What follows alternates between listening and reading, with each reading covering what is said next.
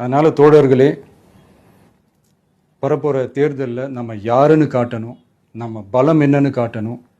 அதுக்காக அந்த பலமான, அந்த பவர்ஃபுல்லான ஆயுதத்தை நம்ம கையில் எடுக்கணும். அந்த ஆயுதம் வேறு எதுவுமே இல்லை, ஓட்டு, வாக்கு, ஜனநாயகம். அது இருந்தால் தான் நம்ம அந்த வெற்றியை நோக்கியே நம்மளால் பயணிக்க முடியும். தமிழ்நாடே அந்த வாக்குச்சாவடி முன்னாடி திரண்டு நிற்கணும்.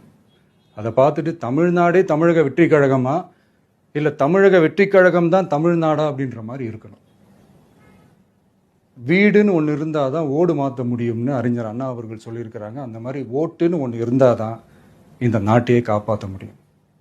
ஸோ அதனால் மைடியர் டிவிகே தோழர்களே, மைடியர் ஜென்சி படை பலமே, உஷாராக இருங்க, கான்ஃபிடென்ட்டாக இருங்க. நல்லதே நடக்கும். வெற்றி நிச்சயம். மீண்டும் சந்திக்கும் வரை நன்றி, வணக்கம்.